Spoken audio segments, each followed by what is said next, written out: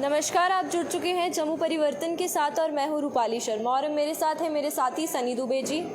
बात करें सरकार की तो अलग अलग स्कीम्स या नियम और ऑर्डर की बात की जाए तो सरकार जो है लगातार सरकारी कर्मचारियों के लिए निकाल ही रही है, लेकिन उसमें सरकारी कर्मचारियों द्वारा जो है एक बड़ा घोटाला जो है बात की जाए 44 करोड़ का देखा गया है। उसमें क्या कुछ जानकारी है, आइए जानते हैं। बिल्कुल रूपाली, जम्मू कश्मीर जो प्रशासन है जो उसका सबसे बड़ा जो देख रेख करता है जनरल एडमिनिस्ट्रेशन डिपार्टमेंट की तरफ से कुछ देर पहले एक ऑर्डर इशू हुआ है जिस पर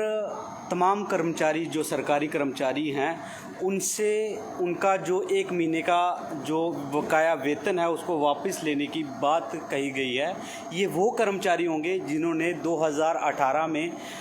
इलेक्शन ड्यूटी में भाग लिया था। मैं आपकी जानकारी के लिए बता दूं, 2018 में जब इलेक्शन होती है यहाँ पे जो पंचायती राज की इलेक्शन हुई या म्यूनसिपलिटी लेवल की इलेक्शन हुई तो उसमें 1 महीने का अतिरिक्त वेतन देने की बात उस वक्त एक ऑर्डर के ज़रिए की गई और 1 महीने का अतिरिक्त वेतन भी उन कर्मचारियों को दिया गया। लेकिन इस बीच एक बहुत बड़ा घोटाला भी बीच में सामने देखने को मिल रहा है जिसमें लगभग 44 करोड़ का नुकसान हमारे राजस्व को हुआ है। आपको बता दूं कि उसके वेतन के साथ साथ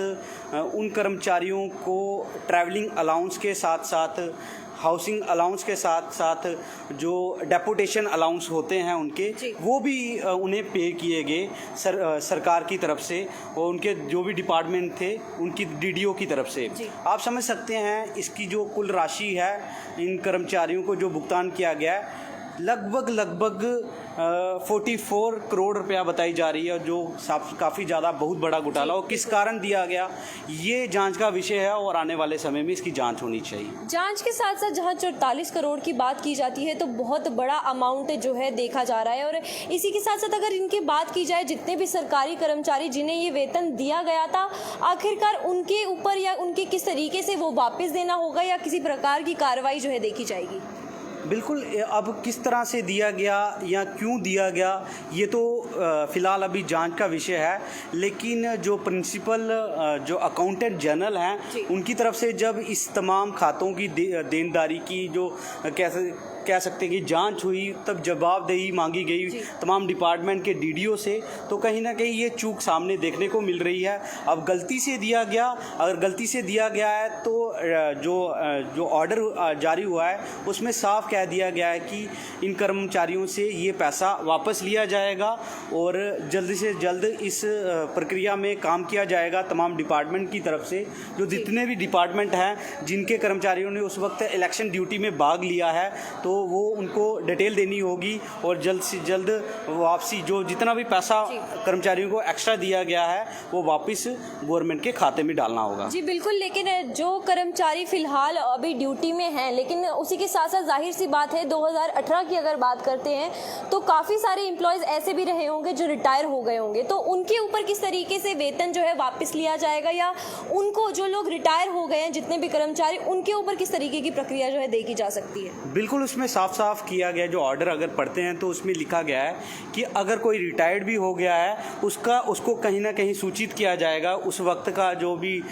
डिपार्टमेंट जिस भी डिपार्टमेंट में वो कर्मचारी अपनी जॉब करता है वहाँ से रिटायर्ड हुआ है तो वहाँ की जो डिटेल्स उसको भरनी होगी। डिपार्टमेंट वहाँ पे उसको एक कह सकते हैं कि नोटिस जारी करेगा कि अगर उसके खाते में इस दौरान कुछ गलत तरीके से अमाउंट आया है तो उसको जल्द से जल्द वापस किया जाए और जल्द से जल्द इसके लिए कह सकते हैं कि जो हायर अथॉरिटी है उसने वक्त दिया है तमाम कंसर्न डिपार्टमेंट को और जल्द से जल्द ये पैसा वसूला जाए। जी बिल्कुल सनी जी, कहीं ना कहीं सरकार द्वारा जो है अब जो कमर भी है कसी जा रही है, जितने भी सरकारी कर्मचारी है चाहे डॉक्यूमेंट्स की बात की जाए चाहे किसी भी छोटे छोटे सर्टिफिकेट्स की बात की जाए, हर एक प्रकार से अब सरकारी कर्मचारियों को जो है कमर कसने के लिए कह दिया है और डॉक्यूमेंट्स और जितनी भी डॉक्यूमेंटेशन है उसके लिए भी। लेकिन इसी में एक बड़ा सवाल जो है खड़ा होता है कि अगर हमारे उपराज्यपाल मनोज सिन्हा की बात की जाए, पहले भी दरबार मूव का एक फैसला जो है सबसे बड़ा फैसला रहा है और मेन रीज़न उनके द्वारा ये कहा जा रहा था कि घोटाला जो है और गफला जो है उसमें भी देखने को मिला है जिसके कारण दरबार मूव भी बंद कर दिया गया है, तो उसमें अब क्या कुछ कहना है। बिल्कुल रूपाली, ये बहुत ही रोचक बात है मैं यहाँ तक कि जानता हूँ कि परसों उनकी तरफ से ये बहुत बड़ा बयान आया, तो उनकी तरफ से ये बताया गया कि जम्मू कश्मीर में जो दरबार मूव की लंबे अरसे से जो चल रही प्रक्रिया है ये चलती थी, लेकिन इस बार उनकी तरफ से ये बंद कर दिया गया। लेकिन उस बीच जब उनसे ये सवाल पूछा गया कि यहाँ के जो ट्रेडर्स हैं, यहाँ के जो बिजनेस होल्डर हैं, जो तमाम जितने भी यहाँ के ट्रेडर्स हैं, उनकी तरफ से विरोध किया जा रहा था कि यहाँ पर दरबार मूव के बंद होने से यहाँ पर जितने भी उनकी इकनॉमी को लॉस होगा, जम्मू की जो व्यापार मंडल की जितनी भी इकनॉमिक है उसको कहीं ना कहीं काफ़ी ज़्यादा नुकसान होगा। लेकिन उनका ये भी कहना था कि दरबार मूव एक ऐसी प्रक्रिया आज तक बनाई गई जिसके कारण यहाँ जितने भी जो आला अधिकारी हैं, जहाँ कोई भ्रष्ट कर्मचारी हैं, वो अपनी गलतियाँ छुपाने के लिए इस प्रक्रिया को आगे बढ़ाए जा रहे थे। उन्होंने साफ कहा है कि कुछ ऐसी फाइलें भी, जब कोई ऐसी फाइलें उनसे मांगी जाती थी अधिकारियों से, तो उनका साफ कहना था कि दरबार मूव होता है, उसमें कई फाइलें गायब हो जाती हैं और ज़रूरी कई बार कार्रवाई भी नहीं होती थी। कई ऐसे डिपार्टमेंट में कई ऐसी फैसले होने थे जो इम्पोर्टेंट फाइलें ही गायब हो जाती थी, और उसकी सबसे बड़ी वजह उन्होंने कहीं ना कहीं दरबार मूव को बताया। अगर ये सच है तो कहीं ना कहीं एक बहुत बड़ा कह सकते हैं जम्मू कश्मीर के लिए पिछले लंबे अरसे से जो भ्रष्टाचार हुआ है तो कहीं ना कहीं कंट्रोल है, लेकिन मौजूदा समय में जो व्यापारी